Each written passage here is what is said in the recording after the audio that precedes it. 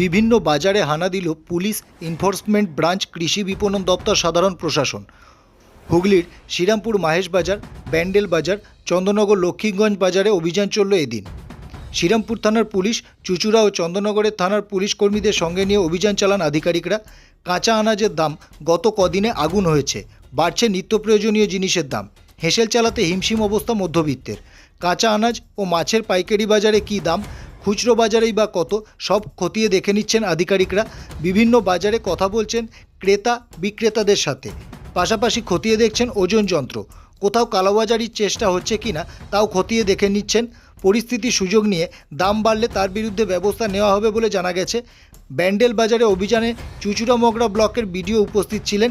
এদিন এই অভিযান প্রসঙ্গে এসিপি ইডি চন্দ্রা বিশ্বাস জানান, আজকে পশ্চিমবঙ্গ সরকারের উদ্যোগে প্যান ওয়েস্ট বেঙ্গল ব্যাপী বিভিন্ন মার্কেটে জয়েন্ট ইন্সপেকশন চলছে। এখন চন্দননগর পুলিশ কমিশনারেটের আন্ডারেও বিভিন্ন রকম মার্কেটে, বিভিন্ন থানার আন্ডারে জয়েন্ট ইন্সপেকশন একসাথে চলছে।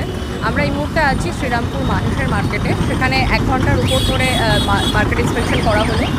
মূলত পাইকারি এবং যে খুচরো বাজারের যে ডিফারেন্স, সেটা আইডেন্টিফাই করাই আমাদের মূল উদ্দেশ্য ছিল। এবং এক্ষেত্রে আমরা ক্রেতা বিক্রেতা উভয়ের সঙ্গে কথা বলে যেটা জানতে পেরেছি যে পাইকারি বাজারের থেকে বেশ কিছু কমোডিটিতে আমরা একটু বেশি দাম পেয়েছি এখানে।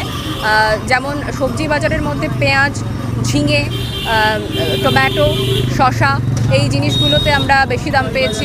উচ্ছে, এগুলোতে আমরা বেশি দাম লক্ষ্য করেছি। লঙ্কার ক্ষেত্রে বিভিন্ন রকম দাম ভ্যারি করছে। তো আমরা সে বিষয়ে বিক্রেতাদের ওয়ার্ন করেছি, দামের সিমিলারিটি বজায় রাখার চেষ্টার কথা তাদেরকে বলা হয়েছে। এবং টাইম টু টাইম আমাদের এই ইন্সপেকশনটি থাকবে এটা মনিটর করার জন্য।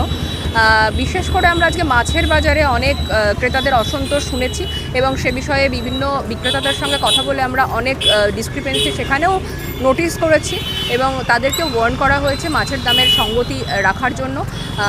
আর আজকে একটা বিশেষ অভিযান ইবির তরফ থেকে করা হয়েছে, সেটা বাটখারার মেজারমেন্টের কারেকশান যে ড্রাইভটা। তো সেখানে আমরা প্রত্যেকটা দোকানেই বাটখারাতে 50 থেকে 80 গ্রামের ডিসক্রিপেন্সি নোটিস করেছি এবং তাদের 2 দিন সময় দেওয়া হয়েছে এই বাটখারাগুলো চেঞ্জ করার জন্য। আগামী দিনে অবশ্যই ইবি এটার কারেকশান ড্রাইভ আবার করে তাদের মেজার্সগুলো নিয়েছে কিনা সেটা এনশিওর করবে।